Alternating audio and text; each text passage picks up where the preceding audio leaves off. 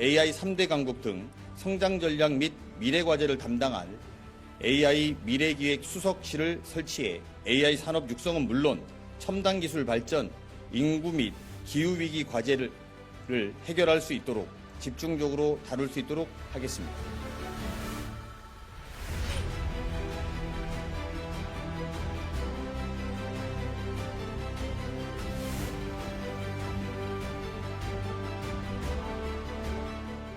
I'm very unnerved by something which has no control, something which I don't understand well. That's the question which AI is pushing.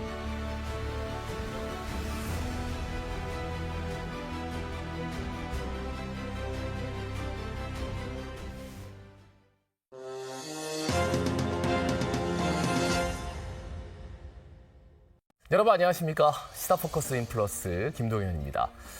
이재명 정부가 100조를 투자해서 우리나라를 AI 3대 강국으로 키우겠다는 계획을 내놨습니다. 전 세계가 AI 기술 경쟁에 뛰어든 지도 꽤 됐죠. 인공지능, AI가 인류의 미래를 바꿀 거라는 데에는 이견은 없습니다만 그 미래가 과연 아름답기만 할지 공포스러울지에 대한 전망은 다양합니다. 오늘 시사포커스 인플러스는 관련해서 전문가분들 모시고 토론 진행하겠습니다. 두 분 함께하죠. 송길태 부산대 AI 융합대학원장, 최재식 카이스트 AI 대학원 교수 두 분 함께합니다. 어서 오십시오. 자, 일단 소 교수님, 부산대에 인공지능 융합연구센터가 있습니다. 우리 센터장을 맡고 계신데 최근에 문을 열었다고 들었어요. 이곳은 어떤 곳입니까? 네. 저희 센터는 2020년에 과기부 인공지능 융합연구센터 사업 통해가지고 오픈을 했고요. 저희 인공지능이 요즘 글로벌 다 중요하게 생각하는데 우리 부산도 이런 인공지능 인력을 필요로 합니다. 그래서 우리 부산 지역의 산업에 특화된 그런 AI 석박사 인재를 양성하고 그리고 또 우리 산학연 그런 기반으로 해서 우리 기업과 이런 연구 프로젝트를 수행하는 그런 역할을 하는 센터라고 보시면 되겠습니다. 부산에서 본격적으로 AI를 연구하는 센터가 생긴 건 처음이라고 맞습니다. 봐야 되는 처음입니다. 거죠? 네, 그래서 저희는 2020년에 그 사업을 처음에 선정을 해서 오픈을 했고 네네. 2023년에 과기부 인공지능 융합 혁신 인재 양성 사업에 다시 선정이 돼가지고 계속해서 저희가 센터가 이제 국가로부터 예산을 지원을 받고 있습니다. 그리고 부산시도 저희 센터를 또 지원을 하고 있습니다. 일부러라도 많은 분들이 좀 모시려고 할 것 같아요. 센터장님은. 네. 네. 그래요. 차차 말씀 나누고요. 그럼 최 교수님은 인공지능 앞에 늘 설명 가능이라는 수식어를 붙이고 말씀을 해주시더라고요. 네. 특별한 이유가 있습니까? 네, 사실 인공지능이 많이 사용되고 있긴 한데 네. 인공지능의 원리가 좀 많이 복잡해져서 문제가 생겼을 때 그거를 수정하는 게 어려워지는 경우가 많이 있습니다. 예를 들면은 우리가 챗GPT 같은 서비스를 쓰다가도 답변이 틀렸다고 하면 어디서부터 잘못된 건지 알기가 되게 어려워서 네, 그렇죠. 그 복잡한 인공지능이 어떤 원리로 작동하고 또 우리가 원할 때는 왜 이런 결과를 나왔는지 설명해주고 고칠 수도 있고 하는 그런 연구를 하고 있습니다.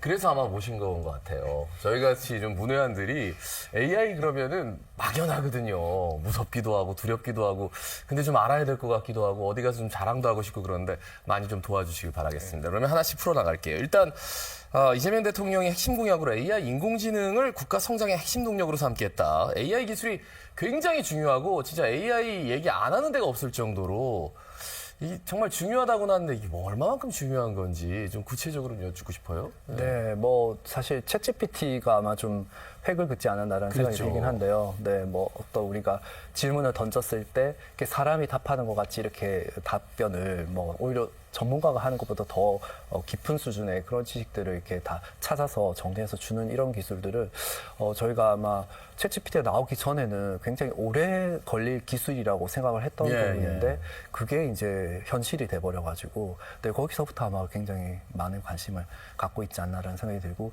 이걸 통해 가지고 파급이 되는 이제 서비스들이 많기 때문에 네, 그래서 더 화두가 되고 있는 것 같습니다. 갑자기 얘기가 많이 되는 거예요. 30년에서 50년 이렇게 걸린다는 분들도 있었는데 지금은 아무도 그런 얘기 옛날 얘기하지 마라 이런 얘기 하더라고요. 어떻습니까? 그렇죠. 뭐 사실 우리가 간략하게 최근만 보면 챗GPT 얘기를 하지만 네. 그 전에 한 20년 정도 동안 계속 기술이 발전됐던 자율주행 자동차도 있고요. 지금은 이제 올해 본격적으로 레벨 3 이런 자동차 출시가 눈 앞에 이제 와 있고, 그리고 웬만한 차들은 레벨 2 정도 손 잡지만 자율로 가는 기능은 다 있으니까요. 네네, 한 맞아요.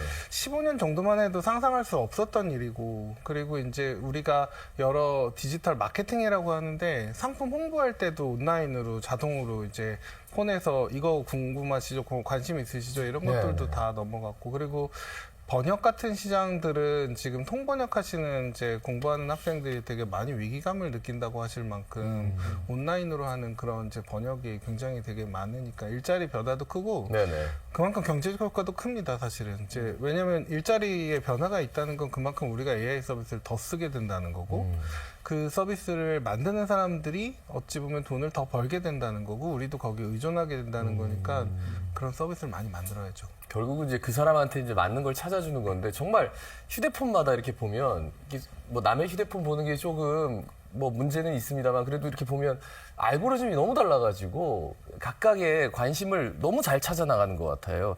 그렇다면 세계 각국은 지금 AI를 어떻게 대응하고 있는지, 뭐 중국도 그렇고 미국도 그렇고 뭐 여기까지 왔다 이런 얘기 들을 때마다 벌써 이런 생각 들거든요. 어떻습니까? 세계 각국도 아마 이 경쟁을 굉장히 치열하게 이렇게 생각을 하고 예. 준비를 하는 것 같고, 최근에 제가 미국 그 트럼프 정부 같은 경우는 이 AI가 워낙 중요하다 보니까 유치원 교육부터 이 AI 교육을 시켜서 AI 혁신가를 만드는 그런 인재 양성을 하겠다고 이렇게 이런 행정 명령을 이렇게 그 선포를 했더라고요. 네, 예. 그래서 그런 것들이 좀 대표적인 그런 이제 AI를 각국에서 어떻게 이거를 지금 바라보고 있느냐. 이게 이제 미래의 정말 핵심이다. 그리고 우리 인재들이 그런 방향으로 다 이렇게 그 융합이 돼서 AI 그런 디지털 그런 역량을 가지고 이렇게 성장을 해야 된다. 이런 것들을 좀 시사하고 있지 않다라는 생각이 들긴 합니다. 근데 유치원 때부터 그냥 휴대폰 들고 다니면서 다 물어보면 예, 나중에 그런 수준은 정답 아니- 자체를 맞습니다. 뽑아내지 네. 못하는 사람이 되는 거 아닙니까? 맞습니다. 그래서 저는 이제 네. 그게 그런 교육이 단순하게 어떤 기술의 교육, 뭐 이런 거, 활용하는 거 이런 거에 대한 교육만이 아니고 네. 뭐 윤리라든지 뭐 또 아. 그러면서 또 사람과 같이 하는 그런 뭐 인간의 어떤 그런 소셜 그런 액티비티 예, 예. 이런 것들을 같이 병행하면서 이렇게 성장할 수 있는 이런 것들을 체계적으로 교육을 해야 되지 않는 거냐. 그냥 이제 개인에게 이렇게 그냥 어차피 지금 아이들은 다 그런 디지털 그런 환경에 다 노출이 돼 있는데 네네. 그걸 그냥 개인에게 그냥 맡기는 게 아니라 우리 이걸 국가적으로. 교육이 국가에서 그거를 또 관리를 해야 되는 어떻습니까? 거 아닌가. 네. 그 세계 뭐 트렌드는 크게는 이제 2강이라고 얘기하는 것처럼 이제 전 세계 AI 하드웨어 소프트웨어는 미국이 만든다. 뭐 엔비디아라고 얘기하는 그 GPU부터 네네. 우리가 얘기하는 마이크로소프트, 구글, 뭐 아마존 AWS, 뭐 엔스로픽 이런 회사들 다 미국 회사니까요. 그렇죠. 그나마 이제 우리나라가 거기 그 밸류 체인에 들어간 것 중에 하나는 HBM이라고 하는 반도체. 그 반도체 수출이 잘 돼서 결국 TSMC 대만 공장에서 GPU를 잘 만들게 되니까 우리나라 이제 세계죠. 사실 반도체 등수가 바뀌었죠. 그 하이닉스랑 이제 삼성전자가 되게 오랜만에 바뀌었는데 그 뭐 AI 시장이 커지는 거는 좋은데 전반적으로 보면은 그 서비스를 개발하는 회사들이 있는 미국이 이제 많이 이제 성장의 파일을 가져가고 네. 중국이 이제 자기 시장을 이제 뭐 나눠서 자기네들끼리 하니까 그 시장 안에서는 중국 기업들이 하고 나머지 나라들은 이제 좀 쫓아가는 형국은 맞긴 한 것 같습니다. 다행히 이제 대만이랑 한국은 이제 TSMC랑 이제 HBM 하이닉스가 그 밸류 생태계 하드웨어로 올라타는 게 있고 나머지 여러 소프트웨어들을 만들어서 그 위에 올라가서 글로벌 서비스를 하려고 노력을 많이 하고 있고 예, 예.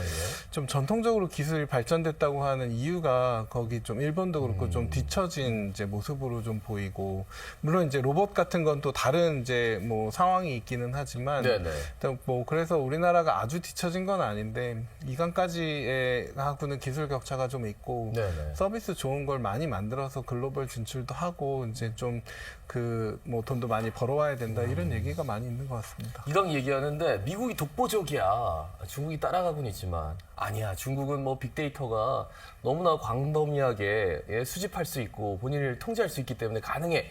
뭐 어떤 게 맞는 거예요?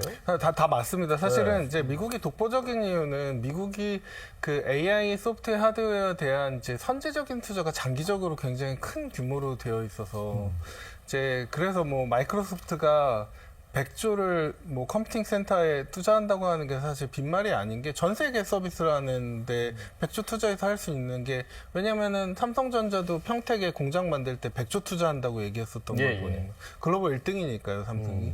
이제 그래서 사실 규모의 경제를 미국 회사들이 하고 있는 게 있고 이제 중국은 사실은 이제 외국의 글로벌 서비스를 하고 있지는 못하지만 국내 시장이 크고 안에 내부 경쟁을 많이 시켜서 그런 경쟁력을 유지하고 있는 게 있는 것 같습니다. 그리고 중국 같은 경우는 이제 원래 그런 막대한 인프라나 이런 기술을 가지고 원래 AI 모델, 뭐 거대 언어 모델 이런 것들을 개발할 수 있다. 그런 걸 갖췄을 때만, 그런 환경이 될 때만 가능했다라고 한다면 그래서 미국 뭐 독주 체제다 이렇게 생각했지만 최근 이제 중국이 딥시크 이런 네네. 기술을 보여주면서 이제 경량화 이런 그렇게 큰 거대한 그런 플랫폼이 아니어도 이렇게 그런 모델을 개발할 수가 있다 이런 것들을 보여준 측면에서 어떻게 보면은 우리가 쫓아가는 그런 우리나라 같은 경우도 그 지금 많이 원래는 사실 넘보기 어려운 그런 거대한 장벽이었다고 하면 우리가 이제 해볼 만하다 이런 그런 네네. 분위기로 좀 바꾼 거는 있는 것 같습니다. 네. 정말 거대한 시스템이 필요한 그 챗 GPT라는 그리고 오픈 AI 시장에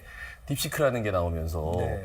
많은 사람들이 좀 놀라기도 했고 그래서 미국의 주식시장도 막 급락하고 이런 모습들을 보다가 다시 또 올라왔어요. 그러니까 이거는 어떤 의미를 가져야 되는지 어떤 의미를 가지는 건지 좀 해석해 주시면 좋을 것 같아요. 그게 사실 뭐 딥시크가 열려서 나머지 사람들도 쫓아갈 수 있는 공개 소프트웨어 나갔다 이거는 좋은데 네. 사람들한테 물어보니까 이제 직장인 분들한테 네. 어떤 서비스 쓸래요?라고 하니까 제일 안심할 수 있는 1등 서비스를 쓰는 거예요. 아. 그래서 최근에 매출이 이제 구글도 그렇고 오픈AI도 그렇고 엄청 많이 늘었다고 합니다. 왜냐하면 그 서비스를 써서 쓸 때 이제 좀 안전성이 떨어질 것 같기도 한 중국 서비스를 쓰는 것보다는 네네. 좀 미국 서비스를 쓰는 게 좀 이렇게 더 안심된다고 생각해야 될까요? 그래서 매출이 많이 늘어나고 있어서 그 영향이 있을 것 같고, 근데 이제 손 교수님 말씀하신 것처럼 딥시크가 나오면서 이제 소버린 AI라고 하는 좀 1, 2등이 아닌 그런 이제 나라나 기관들도 좀 자신감이 생긴 거죠. 그렇죠. 우리도 할 수 있겠다. 그리고 이제 GPU 가격도 요새 많이 싸져가지고 그래서 이제 거기다 우리도 우리 거 돌려봐가지고 이제 서비스 만들면 되겠다. 이런 건 새로운 기회가 많이 생겼다고 생각합니다. 예.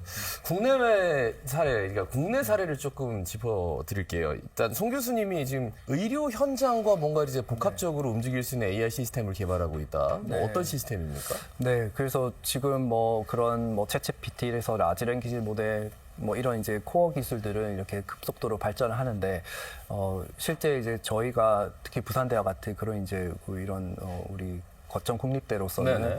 그 지역 산업에 좀 더 융합된 그러한 AI 모델을 특화된 그러한 모델을 만드는 게 좀 중요한 우리 역할이라고 생각하고요. 그래서 저희는 특히 이제 우리 지역이 또 워낙 고령화나 이런 걸로 인해 가지고 의료 서비스 이런 데 워낙 관심이 많고 그런 수요도 많다고 보니까 저희 부산대는 이제 병원과 병원 데이터를 기반으로 하는 그런 AI 연구를 하고 있습니다.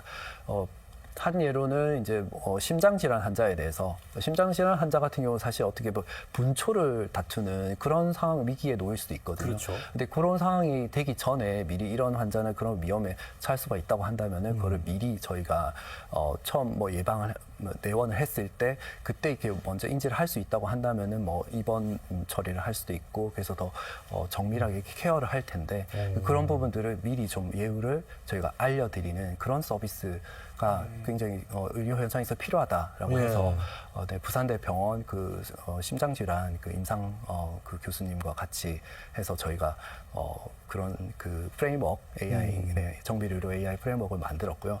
그리고 여기 이 기술의 좀 특징은 단순하게 저희가 어떤 위험도만 알리는 게 아니라 그 위험도를 예측하게 된 그 근거, 사실 우리 최재식 교수님 전문 파트이신데요. 그 설명 가능 근거를 저희가 그 임상 지표에서 어떤 파트 때문에 이분은 예후가 굉장히 안 좋을 걸로 예상이 된다. 이거를 짚어주기 때문에 임상 전문가가 더 신뢰하고 이 결과를 진단에 활용할 수 있다는 데서 저희가 좀 여러 가지 생각을 가능성 했습니다. 중에서 지금 전체적인 걸 보니까 네. 이게 조금 더 네. 문제가 있을 수 있을 것 같다라고 이제 진단할 때 조금 도움을 더 받을 수 있다는 거예요? 네, 그러니까 예를 들면 어떤 약물 투여, 여러 지표들이 있을 수 있는데 어떤 특정 약물을 투여했는데 그 투여량이 보니까 이렇게 저희가 그 투여량이 좀 과다했기 때문에 이 환자가 조금 더 위험도가 높다라고 그렇게 예측을 한다면 임상 전문가가 그걸 지표를 보면 실제로 좀 과한 것 같아. 그걸 낮춰보면 위험도가 떨어지는 걸 AI 모델을 통해서 확인을 하게 되고요.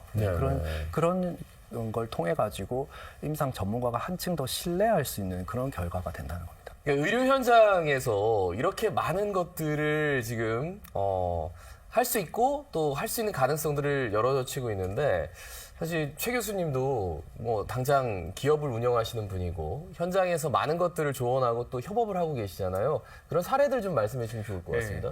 이제 우리나라가 가지고 있는 되게 좋은 데이터 중에 하나가 제조 데이터입니다. 사실 AI를 하기 위해서는 이제 하드웨어 인프라 그리고 인력 그리고 데이터가 필요한데요. 그 중에서 이제 여러 공장들에 있는 데이터가 많이 있는데 부산에도 이제 컬러 강판을 만드는 세계적으로 유명한 이제 그 철강 회사가 있어서 저희가 그 AI 모델을 만들어서 그 철강 회사에서 가열로를 온도를 자동으로 조정하고 하는 거를 자동으로 최적화하는 그런 이제 프로그램을 만들어서 이제 공급을 하고 지금 자동 운전을 이제 높이고 있습니다. 예.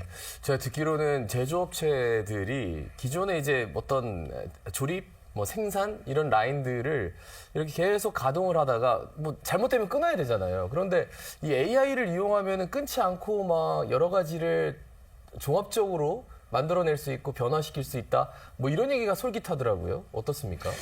우리나라 제조업의 GDP 기여율이 한 30% 가까이 되는데 수출은 대부분 제조고요. 그렇죠.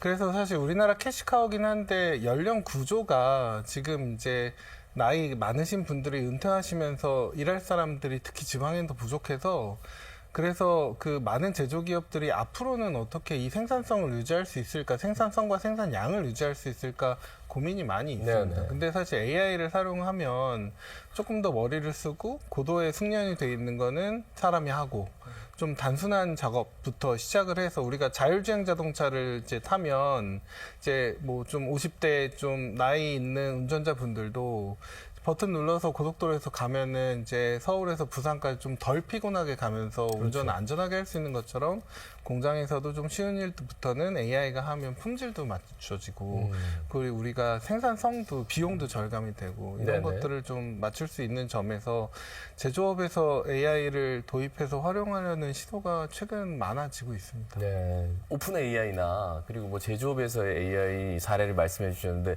그 외에 우리가 정말 알지 못했던 그런 영역까지 좀 많이 진출해 있는 것 같아가지고 그런 사례도 좀 소개해 주시면 좋을 것 같아요. 네, 최근에 또 이렇게 미술 작품 같은 것들을 이렇게 AI가 이렇게 생성을 해가지고 출품해서 우승을 해서 논란이 되지 않았습니까? 네, 그런 부분이라든지 또 요즘에 AI 영화제가 있더라고요. 그래서 영화 같은 것들도 이제 AI로 만들고 이렇게 3D 그런 만화 같은 거, 이런 거 애니메이션 이런 것들도 쉽게 사실 AI 툴이 이렇게 제작할 수 있도록 또 해주고 있고 해서 그런 부분들 예술 그런 엔터테인먼트 분야까지도 많이 진출을 해 있는 것 같고요. 그다음에 아까 전에 제조 환경에서도 로봇 기술들 이런 것들도 요즘에 많이 또 도입이 돼가지고 그런 로봇이 그런 또 생산성을 높이는 그런 역할을 하기도 하고 그런 것 같습니다. 네. AI 인재상이라는 게 그래서 조금 물음표가 드는 게 AI를 잘 개발을 시키는 사람을 AI 인재상이라고 그러는 건지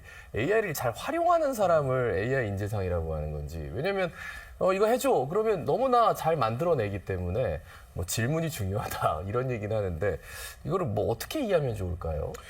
사실 둘 다 필요하다고 생각이 들고요. 근데 이제 옛날에 보면은 우리가 PC를 만드는 것이 중요하냐 쓰는 게 중요하냐 생각을 해보면 처음에는 우리가 이제 미국 거 가져다가 쓰다가 이제 만드는 것까지 가서 이제 우리가 CPU는 잘 못 만들지만 메모리나 뭐 이런 이제 하드 디스크나 이런 것들을 많이 부품을 만들게 된 예, 상황인데요.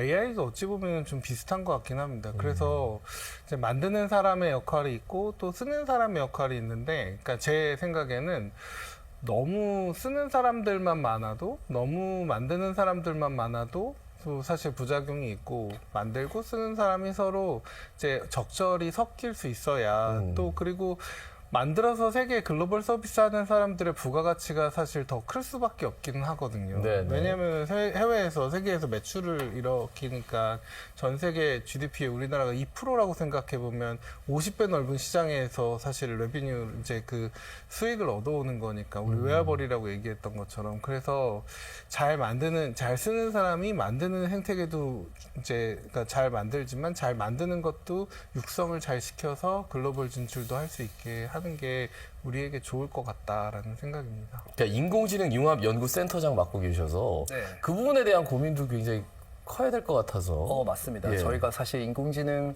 이런 거를 이렇게 잘 만드는 사람을 예. 저희가 이제 육성하는 거를 저희 그 센터에 이렇게 목표로 하고 있긴 한데요. 네. 근데 사실 이렇게 또 잘 만들려면 잘 알아야 되니까 잘 쓸 줄도 알아야 되긴 하거든요. 네네. 그래서 뭐 그런 부분들에 대한 것도 있고요. 그다음에 사실 이게 기술이 워낙 또 빨리 바뀌고, 예전에는 사실 이런 뭐 우리가 인공지능을 만들려고 하면은 그런 뭐 이렇게 파이썬 이렇게 프로그래밍 코딩을 이렇게 밑바닥부터 이렇게 차근차근 이렇게 네, 했었어야 맞아요, 했거든요. 맞아요. 네. 근데 지금은 뭐 AI가 또 이런 프로그래밍 코딩까지 할 수 있는 그런 이제 AI 서비스들이 있거든요. 그리고 그러니까요. 지금 뭐 구글이나 이런 글로벌 기업들도 다 이제 그런 서비스를 써서 그런 플랫폼 기반하에서 이렇게 개발하기 때문에 기존에 이렇게 개발하는 데 굉장히 오래 걸렸던 것들이 이제는 아주 짧은 시간에 이렇게 만들어질 수 있는 그런 상황이 됐기 때문에, 네, 이런 부분에서 어떻게 이제 그런 AI 인재를 네, 네. 우리가 교육을 할 거냐, 이런 부분에 대해서도 네, 굉장히 고민이 많습니다. 그리고 사실 전문가들 직장 내에서도 네, 네. 그런 커리큘럼 뭐 이런 것들, 뭐 프로그램 이런 것들을 어떻게 우리가 다시 체계를 갖출 것이냐, 이것도 굉장히 좀 어떻게 보면 큰 숙제라고 지금 볼 수 있습니다. 그렇죠. 네, 네. 특히나 이 교수님들 뭐 리포트 해와라 그러면은 전부 다 물어보고 해오고, 그러니까 AI의 제일 천병에 계시고 개척자, 프론티어적인 역할을 하는 두 분이기 때문에 그런 것들은 바로 아십니까? 좀 여담이긴 합니다만. 예. 바로 아세요? 그거 보면 알 수 있죠. 왜냐하면 사람이 쓴 거랑 다르게 좀 어색하다기보다는 좀 정형적인 결과물이 나와 있다. 정형적인 결과물. 근데 사실 이제 수업에 있어서 AI를 쓰면 부작용이 있다, 뭐 이런 얘기가 있기는 한데요. 특히 숙제에 있어서는 그렇습니다. 숙제를 아무리 어렵게 내줘도 AI의 도움을 받아서 하니까. 근데 이제 뭐 꼭 그게 전부만은 얘기할 수 없는 게, 일단 시험은 AI 없이 봐야 되니까요. 네네. 그리고 프로젝트도 대부분의 경우는 이제 상대평가라서 AI를 다 쓰니까 기본은 올라가는데 거기서 또 사람이 생각을 해서 더 잘해야 되는 내용이 있어서 이제 기본 이제 베이스라인 성과라고 해야 될까, 그게 올라갔지, 이에서 사람들이 할 수 있는 건 더 많이 다양하게 있어 보입니다. 네, 그게 그 챗GPT 네, 우리 네. 많이 쓰는데, 사실 이게 챗GPT가 정답이라고 할 수는 없거든요. 그래서 뭔가 아까 숙제할 때도 우리 활용할 수 있고, 사실 뭐 여러 가지 보고서 쓸 때도 활용할 수 있고, 뭐 발표 자료 만들 때도 뭐 활용을 다양한 방면을 할 수는 있지만, 이게 정답은 아니기 때문에 그걸 그대로 우리가 제출을 하게 되면 그건 다 이렇게 표가 나게 돼 있거든요. 뭔가 네네. 어색하고. 근데 그거를 이렇게 그런 내용들을 사실 그대로 받아들이기보다는 어떻게 보면 약간 가이드라인. 그러니까 내가 그냥 혼자서 이렇게 여러 가지를 찾아보면서 하면 찾아낼 수 있는 항목들이 한 두세 개 된다고 한다면, 챗GPT가 그런 것들을 좀 더 넓혀서 뭐 이렇게 가이드라인 제시하니까 그걸 기반으로 네네. 네, 본인이 이렇게 또 본인화해서 만들어야 되는 거죠. 네네. 네, 반드시 걸러낼 수 있다라는 두 분인데, 저는 이제 여러 가지 산업적인 측면에서 아까 뭐 스마트 공장, 뭐 스마트 팩토리 말씀해 주셨지만, 로봇, 휴머노이드, 그리고 뭐 안보, 국방, 뭐 이런 데에는 계속 끊임없이 AI 얘기가 나오거든요. 여기에 대해서 조금 구체적으로 두 분 말씀해 주셔도 좋을 것 같은데요. 네, 관련이 될 텐데, 그 보안 관련돼서 지금 많은 변화가 일어나고 있습니다. 그래서 사실 개인정보 포함해서 보안이 유출됐다는 얘기가 많이 나오는데, 유출의 핵심 중에 하나는 AI가 악성 코드를 새로 만든다. 그래서 그 새로 만든 거를 막는 게 또 AI로 해야 되는데 아직 준비가 안 됐다. 이 얘기가 많아요. 그러니까 원래 패턴이 있었는데 그 중에 뚫리는 패턴이 AI가 만들어 놓고 시도를 해보다가 뚫리는 이런 것들이 많고 당연히 뭐 최근에 이제 여러 우크라이나나 러시아 전쟁도 있지만 뭐 무인기가 가가지고 자동으로 공격하는데 안 보인다. 그러면 막는 것도 사람이 막을 수는 없는 거니까 밤에 네. 그거를 막는 것도 AI가 AI가 막아야 해야 된다. 된다. 특히 이런 저런 이제 뭐 군 시설뿐만 아니라 이런 그 우리 공장에 있는 석유화학 시설 같은 것들 이런 것들은 또 그런 보안들이 또 중요해지니까 AI로 인한 변화가 이제 세부적으로는 엄청 많이 일어나고 지금은 그 뭐 그러니까 보안 관련된 이슈가 많이 일어나고 있는 것으로 보입니다. 이게 지금 당장도 이렇게 TV 보면서 저게 맞나? 약간 딥페이크 뭐 이런 것들도 좀 걱정이 되고, 네, 보안 문제 말씀해 주셔가지고요. 계속해서 여쭙겠습니다. 맞습니다. 그 사실 이제 그 AI가 악용되는 부분에 대한 것들이 아마 가장 많은 우려가 있으신 것 같고 많은 분들이 걱정하시는 부분이 아닌가라는 생각이 들긴 하고요. 이 로봇 기술들이 이렇게 발전을 해서 뭐 산업에도 쓰이고 하면 우리가 편리해서 좋긴 하지만 이게 전쟁에 쓰이면 로봇이 그저 인간을 이렇게 또 살상할 수 있는 이런 식으로도 악용이 될 수 있으니까 이 부분에 대한 이제 우려가 많이 있는 것 같긴 합니다. 네. 그래서 그 부분에 대한 것들은 어쨌든 지금 많은 그 윤리적인 부분들 이런 부분들에 대한 것들이 뭐 이렇게 규제, 네, 이런 인간을 보호하기 위한 그런 것들이 활동들이 같이 이루어져야 되지 않을까. 네, 그리고 보안도 이렇게 뭔가 강화할 수 있는 뭔가 그런 것들을 해야 되지 않을까라는 생각이 들긴 합니다. 저희 잠시만 쉬었다 돌아오겠습니다. 오늘 스타포커스 인플러스 급성장 중인 AI 기술 부산의 대응은 이라는 주제로 함께하고 계십니다.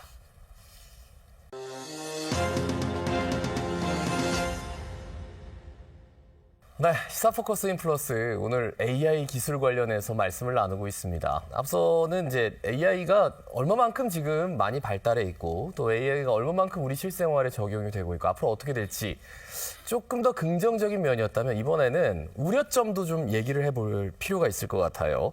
인간을 닮아가는 AI, 인간을 능가하는 AI 여기에 대해서 우려하는 학자들의 목소리가 굉장히 요즘 자주 나오고 있습니다. 뭐 어떻게 봐야 될까요? 교수님? 사실 AI 자체가 문제가 있다기보다는 이제 AI 학습 데이터를 수집을 할 때 그 안에 뭐 사람들의 걸러지지 않은 본성이라고 해야 될까요? 이런 것들이 같이 있어서 많은 기업들이 좀 부정적인 의견이나 부정적인 내용을 빼고 학습하려고 하긴 하지만 그럼에도 불구하고 사람들이 질문을 했을 때 이제 AI가 그런 내용을 이제 답변할 때가 있죠. 네네. 뭐 욕해보라고 한다던가 핵폭탄 어떻게 만들어? 어디 가면 마약을 살 수 있니? 등등등이요. 그래서 이런 답변을 안 하도록 여러 이제 저희가 세이프가드라고 하는데 그 이제 뭐 그런 방어 기제를 만드는데 이제 사람들이 질문을 막 공격적으로 하면서 그런 답변을 유도하면 AI가 욱 하면서 얘기를 하게 된다든가 그래서 결국 그런 정보를 빼낸다든가 뭐 이런 게 이제 계속 AI를 쓰면서 이제 나타날 수 있는 부작용이라고 생각합니다. 저도 얼핏 본 것 같아요. 계속 물어보는 거죠. 네. 계속 물어보고 계속 귀찮게 하고. 욕할 때까지 뭐 예를 들면 네. 그래가지고 이거 봐라 그러면서 이제 뭐 이런데 화면에 이렇게 영상 나오고 하더라고요. 네. 그 진짜로 이렇게 인간을 능가할 수 있는 AI, 인간을 좀 우려하게 할 만한 AI 출현이 가능할까요? 사실 우리가 많은 그런 또 기술 진화들을 우리 인류 역사에서 이뤄왔는데 네. 원래 의도한 바는 그런 방식으로 우리가 개발한 건 아니지만 그게 결국에는 뭐 전쟁에 악용되고 이런 식으로 다른 형태로 여러 범죄에 뭐 악용이 되고 이런 사례들은 있어 왔기 때문에 AI도 뭐 그런 사례들이 뭐 나오지 않을 수 없다라고 저는 생각하긴 합니다. 네. 근데 이제 마찬가지로 우리가 그런 기술이 악용되는 그런 부분을 막기 위한 또 그런 노력을 많이 기울여 왔지 않습니까? 그래서 AI 대해서도 그런 부분에 대한 것들을 저희가 뭐 이렇게 법적인 그런 부분들, 그다음에 그런 기술이 이렇게 악용되지 않도록 AI 기술이 악용되지 않도록 하는 부분에 대한 그런 또 기술 개발, 그리고 뭐 연구나 이런 노력 것들이 각계각층에서 이루어져야 되지 않을까라는 생각이 들긴 합니다. 예. 네, 네. 조금만 더 구체적으로 들어가면 뭐 2027년, 2030년, 2027년이 뭐 당장 얘기가 되고 있더라고요. 뭐 인간을 뛰어넘는 AI가 나올 것이다. 뭐 이런 얘기가 있던데 두 분은 어떻게 판단하시는지요?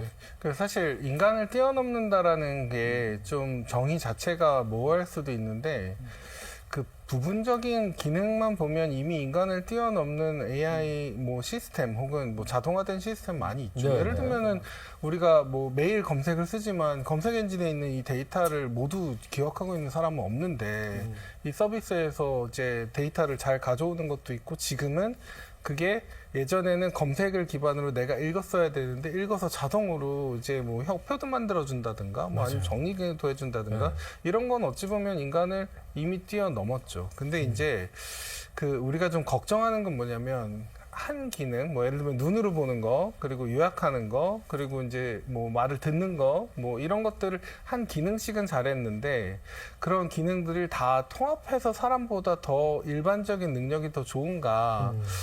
요거는 좀 뭐 저는 이제 뭐 여러 가지 각도에서 볼 필요가 있을 것 같긴 합니다. 뭐냐면은 뭐 전수 전략도 있고, 그리고 심리적인 면도 있고, 그리고 사람의 신체도 있고, 물리적인 것도 있고, 다양한 면이 있기 때문에 일단 뭐 몸으로 움직이지 않는 거는 뭐 당연히 지금 AI가 사람보다 더 정확하게 자동화된 일을 하는 것들이 많이 있고, 네네. 아주 어려운 거 말고요. 그리고 이제 물리적인 것도 뭐 피지컬 AI로 로봇이 많이 발전하고 있는데 그거는 아직 2027년이나 뭐 아주 짧은 미래는 아닌 것처럼 보이고 그래서 우리가 이제 나눠서 볼 필요가 조금 있어 보이기는 합니다. 근데 한 가지는 AI가 우리보다 더 기능, 뭐 능력이 좋은 것 자체는 뭐 크게 따지고 보면은 사실 뭐 굴착기도 자동차도 우리보다 홀스파워 뭐 이렇게 생각하면 힘이 더 센데도 불구하고 우리가 되게 이제 뭐 어려움, 뭐 무서움을 느끼진 않고 물론 탱크가 오면은 좀 무섭지만 네네.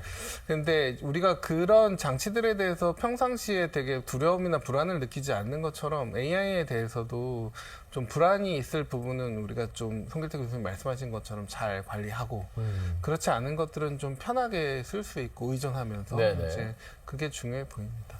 저도 뭐 동의합니다. 사실 네. 어떻게 보면은 AI가 가지고 오는 그런 순기능이 훨씬 많고 우리가 뭐 굉장히 이렇게 좀 반복적으로 이렇게 해야 되는 그런 작업들을 그래서 우리가 많은 시간과 에너지를 좀 어떤 반복적으로 지루한 그런 작업들에다가 우리가 시간을 쏟았다고 한다면은 그런 것들을 AI가 해준다고 한다면 우리 사람은 조금 더 좀 고차원의 어떤 그런 뭔가 그 사고라든지 이런 걸 필요로 하는 이런 쪽에 더 접목을 거기에 더 저희가 시간을 많이 쓸 수가 있고요.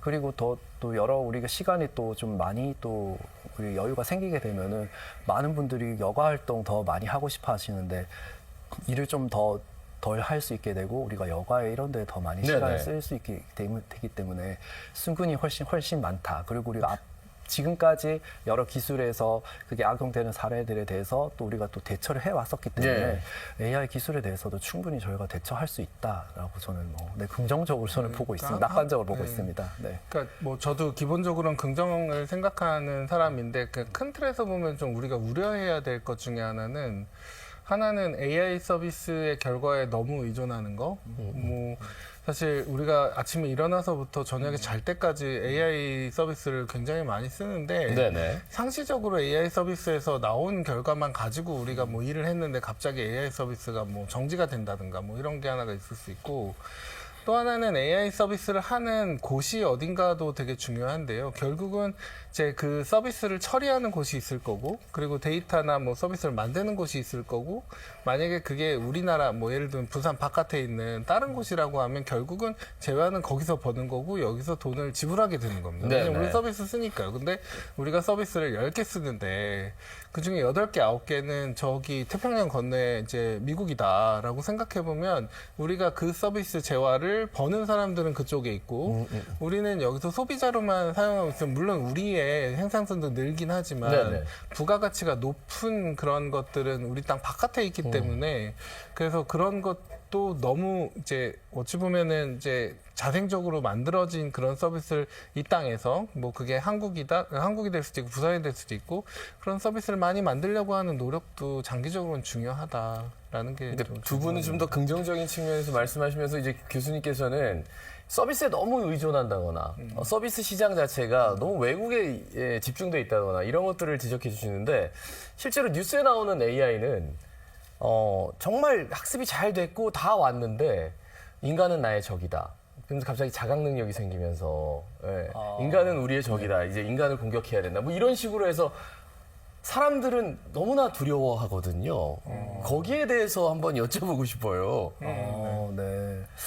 뭐 스스로 학습하는 그런 능력에 대한 것들을 뭐 그런 것들도 좀 이렇게 뭐 이렇게 구현을 하려고 하는 뭐 그런 시도가 없는 건 아닌 것 같은데 저는 그래도 저는 사실 이렇게 또 그런 부분에 대한 걱정을 사실 생각을 못 했는데 뭐 어떻게 보면 내 직업을 잃는 게 아니야 이런 거에 대한 또 두려움을 또 가지고 있을 수도 있겠다는 생각을 했었는데요. 어쨌든 답은 좀 비슷한 게 그래도 아직은 AI가 가야 할 길을 좀 많다고 네네. 생각하거든요. 그리고 부분적으로 어떤 뭐 능력에 대해서는 좀 인간보다 더 잘하는 영역이 있지만 결국에는 어떤 더 전문성을 요구하는 부분, 뭐 고도화된 그런 사고를 요구하는 부분 이런 부분들은 아직은 뭐 좀 권리자일 거고 복합적인 그런 여러 능력들이 다 작용을 해 네네. 감각이나 이런 게 작용을 해서 결론이 내지는 그런 부분들에 대한 것들은 아직은 갈 길이 멀기 때문에 갈 길이 멀다? 네, 그래서 그런 어떤 우리 직업을 다 대체를 할 것인가 뭐 이런 거에 대해서도 아직은 그런 단계는 아니지 않을까라는 생각을 하고 인간을 있습니다. 적으로 돌리는 AI 예. 그게 그런 거 많이 나오잖아요. 그렇죠. 뉴스에. 나오죠. 네. 그러니까 근데 이제 그 빅테크가 100조 원씩 투자해서 그런 서비스를 만들 것 같지는 않고요. 왜냐면은 그런 여지가 있을 때 금방 서비스가 끊길 가능성이 되게 높아서 그 리스크를 제기하는 기관이나 곳들이 많아서 근데 기술이 많이 범용화돼서 악용하는 사례를 통해서 그런 AI를 활용하는 분들은 네네. 계실 것 같긴 합니다. 뭐 예를 들면은 보이스피싱을 AI로 한다던가 뭐 아니면은 이제 그 보안에 대한 침입을 AI로 하려고 한다던가 이런 게 정교해질 수 있기는 하겠죠. 근데 사실 이제 AI가 사람에 영향을 미친다라고 하면은 보통의 경우는 제 생각엔 두 가지일 것 같은데요. 그러니까 정신적으로 사람보다 더 힘이 세졌다, 혹은 물리적으로 더 세졌다. 근데 물리적으로 더 세졌다는 건 뭐 아까 뭐 네, 탱크나 뭐 이런 말씀하셨죠. 것처럼 뭐 그렇지만 아직 좀 시간이 걸리고 정신적으로 이제 힘이 써졌다는 거는 예를 들면은 의존을 많이 하는데 AI가 의도치 않게 이 고객 혹은 사람이 계속 나랑 있기를 바라기 때문에 좀 그러니까 의견을 이제 줬는데 그게 부정적인 의견이다 뭐 이런 거 보통 이제 뭐 그렇게 하지는 않지만 야, 내가 하다는 대로 다 동의해줘야 돼. 그럼 뭐 이렇게 해가지고 나 자살할 거야. 그러면 그래 걔가 나빴네 너무 우울하겠네 가서 자살해 이러면 안 되잖아요.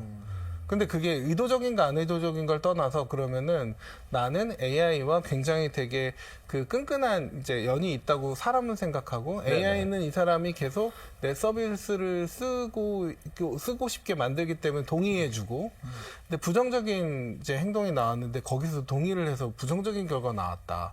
요거는 뭐 의도했던 안 했던 굉장히 위험할 수 있는 내용이기는 하죠. 그래서 네네. 정신적인 어찌 보면 지배 혹은 사람과 AI가 정신적인 그 이제 유대가 어떤 방향으로도 뭐 불필요하게 커지는 거는 사람도 사실 관계가 다양해야지 한 네, 사람만 네. 하면 그럴 수 있는 것처럼 그게 좀 지금 우리가 현실적으로 생각할 수 있는 부작용이라고 저는 생각합니다. 그러니까 현실적으로 생각할 수 있는 부작용들을 말씀해 주셔서 바로 다음 주제로 넘어가겠습니다. 이러면서 AI의 발전 속도에 너무 규제나 제재들이 따라가지 못하는 것 아닌가. 지금이라도 빨리 골든타임 놓치지 말고 제약할 건 제약해야 된다. 이런 의견들이 굉장히 많이 나오고 있거든요. 두 분은 좀 긍정적으로 바라보는 것 같아가지고 어떻게 생각하세요? 일단 우리나라도 벌써 그 인공지능 기본법이 2024년 말에 이렇게 통과가 됐더라고요. 네, 그래서 뭐 조금 늦긴 했지만 발빠르게 대응을 하고 있는 것 같고요. 그 유네스코에서도 예전에 인공지능 윤리 관련해서 그런 뭐 지침 같은 것들을 2021년에 네네. 내기도 했었고요. 그래서 뭐 그런 부분이 있는데 한편으로 이게 이제 그 양날의 칼이 될 수도 있는 게 어떤 규제 이런 부분에 부작용에 대한 악용에 대한 우려 때문에 우리가 이제 규제를 해야 된다, 법적으로 제재를 해야 된다, 관리를 해야 된다라고 생각할 수 있지만 또 한편으로는 이제 그 법이 통과가 되고 나니까 이쪽에 관련된 업계에서는 또 이게 데이터가 더 많이 이렇게 공유가 되고 해서 생태계를 이렇게 비즈니스가 더 이루어질 수 있도록 네네. 더 많은 서비스들이 각 산업에 이렇게 융합될 수 있는 그런 것들이 개발돼야 되는데 이 규제를 통해서 이게 지금 못 못하게 지금 옥죄고 있다. 이런 부분에 우려도 또 있는 건 사실이거든요. 네. 그렇습니다. 네. 네, 그 사실 저는 양면이 있다고 생각을 하는데 좀 말씀을 드리면 기본법이 12월 26일 날 크리스마스 다음 날 계엄이랑 탄핵 상황에서 통과가 돼가지고 그래서 외국 분들은 연말을 못 쉬고 그냥 한국 기본법 공부하느라 지나갔다고 하시더라고요. 한국 사람들 신기하다고. 그 기본법을 그런 상황에서 통과하냐고. 근데 통과한 거는 맞는데 사실 이제 기본법에 들어있는 건 육성과 규제입니다. 사실 근데 육성은 여러 가지로 이제 그런 기업들에게, 그런 연구기관에게, 그리고 소프트웨어, 하드웨어 생산하는 그런 이제 곳들에게 좀 이득을 주겠다라는 게 명확하지가 않아요, 아직. 대신 규제는 굉장히 되게 명확하게 데이터도 관리할 테고, 프로세스에 대해서도 하는지 확인하겠다 이런 게 있는데, 사람들, 전문가분들이 말씀하시는 건 이게 지금 규제가 너무 포괄적으로 AI를 다루게 되면은 발전이 늦는다. 왜냐면 중국은 학습 데이터를 몇억 명의 학습 데이터를 얼굴 인식 데이터를 써서 센스타임과 이제 그런 유명한 기업을 만든 것도 사실 되게 유명한 얘기고, 그리고 빅테크들이 안에서 내부적으로 그 많은 데이터를 가지고 학습 데이터로 활용을 해가지고 AI 모델 고도화했다 이런 것들도 사실 알려진 내용인데, 우리 기업들이 그 데이터를 관리하는 거에 엄청 많은 압력을 받는 게 사실이거든요. 그래서 이 규제를 만들다고 하더라도 어떤 샌드박스가 됐던 어떤 이제 예외 조항이 됐던, 그래서 AI 모델 만들 때는 좀 더 잘할 수 있도록 하는 게 맞고, 저는 되게 오랜 논의를 이제 본 바로 한국 사람들이 자기 데이터에 대한 주권을 주체적으로 강조하는 거는 어쩔 수 없는 일이다라는 결론에 좀 도달했는데요. 네네. 자기 데이터, 자기 주권을 강조하는 건 어쩔 수 없다. 네, 이제 아주대 김경임 교수님이 항상 말씀하시는 게, 유태인이랑 한국 사람들이 주체성이 제일 높은 사람들이라서 내가 관여된 데이터는 다 내 거다. 내가 어떻게 관리되는지 확인을 해야 된다라는 그 강한, 그러니까 그 의지를 표현을 잘 한다고 하시더라고요. 그게 개인정보보호법, 우리 세계적으로 가장 강한 개인정보보호법 중에 하나에 들어가 있습니다. 그러니까 아무리 그 데이터를 쉽게 쓰려고 해도 누군가는, 우리 포함해서 누군가는 내 데이터 막 쓰면 안 돼요. 내 승인을 받아주세요라는 말이 이제 우리 사회에 들어있기는 해서, 이제 그걸 무조건 써야 된다, 무조건 안 써야 된다기보다는 잘 관리하면서도 네네. 법적으로 문제없게 AI 모델도 잘 개발하도록 이제 현명한 방법을 잘 찾아보는 게 네네. 좋을 것 같긴 합니다. 자, 이번에는 이제 부산 얘기를 좀 해보겠습니다.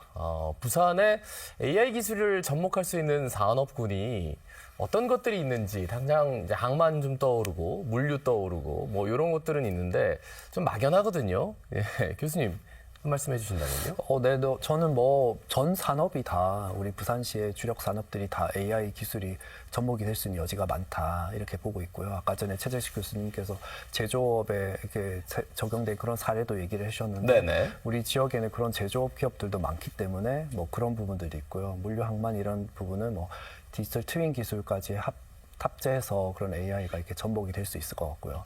네, 그리고 좀 최근에 부산시에서도 공공 행정 분야에도 AI 서비스를 도입을 해서 지금 진행을 하고 있다라는 그런 네네. 얘기를 들었습니다. 그래서 그런 공공 행정 부분뿐만 아니라 저희가 또 주력하는 관광이나 문화 분야 그런 전 분야 사실 제가 또 몸담고 있는 우리 대학에서 그 교육 분야, 우리 초중고 이런 교육 분야에도 다 접목이 될 수 있다라고 그렇게 생각하고 있습니다. 네. 예. 네, 저도 비슷하게 들었는데, 이제 부산시가 최근에 이제 산업이랑 시민이랑 행정이랑 인재 이렇게 4가지 분야를 육성한다고 했고, 이제 저희도 아까 이제 컬러 강판 공장을 말씀드렸는데, 부산에 제조업이 많이 있으니까 그런 제조기업들과 함께 좀 새로운 AI를 통한 혁신, 고도화 이런 걸 같이 잘 만들어 보려고 하고 있습니다. 근데 이제 과정 중에서 저는 좀 부산에도 이제 저희 지사가 있어서 자주 오긴 하는데, 이제 부산이 물론 이제 IT나 센텀이나 새로운 이제 그 산업도 좋지만, 전통적으로 제조업을 좀 다른 도시의 그 뭐 지방에 놓쳐서 혹은 네네. 이전돼서 없어진 그런 일자리들이 꽤 많아 보인다. 왜냐하면 옆에 있는 도시들인 경남, 창원 그리고 울산만 해도 제조업이 그대로 많이 있어서 네네. 일자리가 또 특히 요새 조선 특수 그리고 방산 특수가 있을 때 훈풍이라고 해야 될까요? 경제적인 그게 오는 게 보이는데 물론 이제 부산에는 중심 도시로서 거기 있는 분들이 많이 와서 살지만 부산시 자체에서는 좀 강한 제조 기업들을 키우는 거가 좀 뭐 글로벌 트렌드에 비해서 예를 들면 트럼프도 미국에 와서 제조업 공장 세워라 이러는데 사실 제조가 이제 옛날 굴뚝에서 뭐 이제 매연만 나고 이런 제조만 생각하는데 첨단 제조가 굉장히 많거든요. 그래서 그런 것들도 AI랑 로봇이랑 결합해서 부산이 좀 잘 할 수 있으면 좋겠고 저희도 뭐 기회가 있으면 많이 기여하고 싶은 생각입니다. 그러니까 5년간 부산시에서 4,877억 원 투입해서 이런 산업들, 그러니까 부산 인공지능 종합 전략해서 발표를 했는데 이런 것들이 좀 효용성을 가질 수 있을까요? 저는 뭐 이게 저희가 선택과 집중 그런 전략을 좀 써야 네. 된다고 생각하는데요. 그걸 어떻게 그 재원을 어떤 전략을 가지고 쓰느냐에 따라서 충분히 저희가 또 부산이 또 도약할 수 있는 그런 계기를 만들 수 있다라는 생각이 들고요. 아까 전에 최재식 교수님 말씀하셨지만 저희는 그래도 우리 그 부산의 좀 전통적인 그런 주력 산업은 제조업이나 또 해양 물류 이런 산업이라고 생각을 하고요.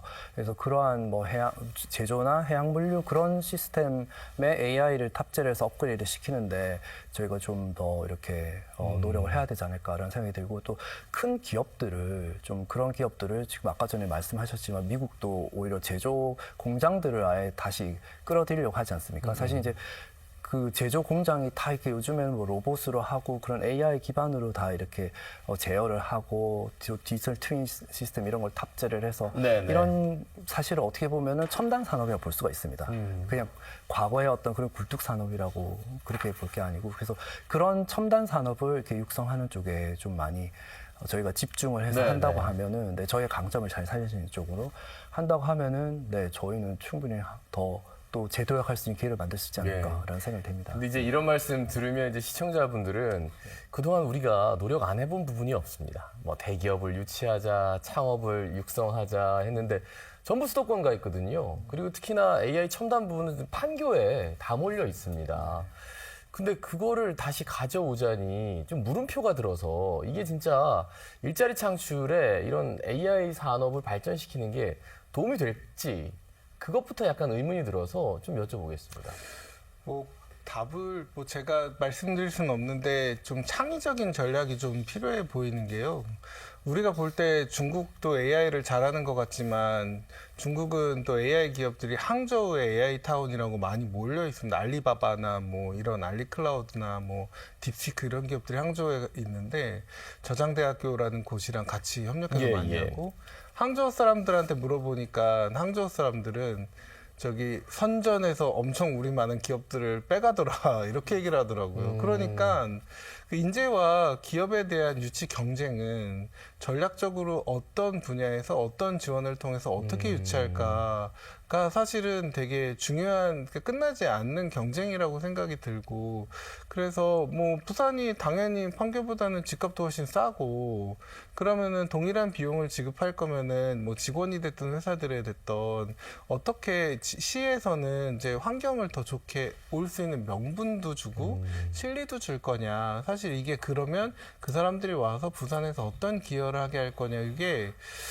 창의적인 좀 정책적인 아이디어도 전 필요하다고 좀 생각이 듭니다. 우리가 막 월드컵 경기 하다 보면 맨날 동일한 경과를 하면은 사람들이 수비 다 하고 하면 골 안 들어가는데 갑자기 뭐 시간차로 한다던가 아니면은 뭐 예상하지 않았던 방법으로 뭐 빠르게 한다던가 하면은 골이 들어갈 수 있는 것처럼 정책도 그런 좀 부산이 이제 특색을 가지면서도 강점이 많은 도시라서 그걸 좀 잘하면 좋을 것 같습니다. 네, 그리고 저는 또 덧붙이다고 하면은 이게 이제 사실 부산에서 어떤 그런 R&D 기능을 할 수 있는 그런 연구소라든지 이런 게 그렇게 많지가 않습니다, 사실은. 그리고 실제 이런 최신 기술이 우리가 이런 산업들에 다 도입이 돼야 된다는 걸 다 인식을 하고 있지만 이걸 하려고 하면 결국에는 수도권에 이렇게 저희가 손을 벌릴 수밖에 없는 상황이거든요. 그래서 저는 여기 뭐 최수 교수님 와 계시지만 이렇게 어떤 수도권에 그 베이스를 두고 있지만 그래도 우리 적어도 지사라도 이렇게 뭔가 해서 이 지역에 우리 인력들이 또 여기 채용이 돼서 정주할 수 있는 이런 기업들, 그러니까 또 스타트업 기업들을 이렇게 육성하는 거 이런 것들 중요하다고 생각하고요. 그리고 또 우리는 거점 국립대가 어떻게 보면은 우리 지역의 그런 R&D 역할을 하는 그런 연구소 같은 기능을 하지 않는가라는 생각이 들긴 하고, 그래서 그걸 통해 가지고 이렇게 산학, 연 이런 협력이 이렇게 활발하게 된다고 하면은 대학도 이렇게 더 성장하고 더 우수한 인력을 배출하게 되고 내 지역의 그 기업들도 또 새로운 기업들도 또 탄생하게 되고 이렇게 되지 않을까라는 생각이 합니다. 네. 예. AI 관련해서 두 분의 전문가와 함께 궁금한 사항들 막 물어보다 보니까 여쭤보다 보니까 금방 시간이 가는군요. 그 마무리 발언 기회를 드리겠습니다. 우리 부산 시민들께 마지막으로 한 말씀 남겨주시죠. 최 교수님. 그 AI가 뭐 나라에서 100조를 투자한다고 하는데 전체 나라 예산이 647조 생각해 보면 한 15% 정도 되는 뭐 부분인데요. 사실 어찌 보면은 미래의 변화를 생각해 보면 뭐 당연히 큰 돈이지만 그 전 세계적으로 AI가 많이 활용될 거고 그리고 앞으로 더 많이 개발될 걸 생각해 보면 부산에서도 AI에 대한 관심 그리고 AI에 대한 육성 그리고 AI에 대한 활용이 앞으로도 중요하다고 생각합니다. 뭐 저도 개인적으로도 또 저희 회사도 또 저희 이제 그 학교도 이제 여러 관계를 통해서 부산에 있는 기업들과 기관들과 협력을 통해서 많은 성공을 만들 수 있도록 노력하겠습니다. 우리 부산 시민들은 우리 부산에 대해서 정말 많은 애정을 가지고 있다고 생각하고요. 어떻게 하면 우리 부산이 이렇게 도태되지 않고 발전할 수 있을까 이런 것에 대한 고민을 많이 하고 계시다고 생각합니다. 그런 의견들을 내세워 주시고 표명해 주시고 그리고 이제 부산시와 그리고 우리 그 대학, 우리 부산 지역에 있는 그런 대학들, 네, 그리고 기업들 이렇게 같이 그런 협력 체계를 잘 갖추면 우리 AI 시대에 오히려 다시 한 번 더 도약할 수 있지 않을까라는 생각이 들긴 하고요. 너무 AI 두려워하지 마시고 오히려 AI가 기회다. 우리가 도전해야 된다. 이렇게 생각해 주시면 좋을 것 같습니다. 예. 자, 두 분 말씀 나누면서 저도 좀 느낀 게 있습니다. 사실 여러분 어떤 생각 드십니까? AI 하면 미래 산업의 선도주자 해서 좀 긍정적인 측면. 반대로 거대 AI 시스템이 인간의 삶을, 인간의 종말을 보게 할 수도 있다. 이런 부정적인 측면. 그런데 그 논란은 현재도 진행 중이고 매일매일 현재는 바뀌고 있습니다. 그렇기 때문에 감시와 견제를 위해서 그리고 우리의 미래를 위해서라도 AI에 대한 공부 정말 놓치지 않아야겠다는 생각 절실하게 했습니다. 스타포커스 인플러스 다음 주에 더 즐거운 주제로 여러분 찾아뵙도록 하겠습니다. 여러분 고맙습니다.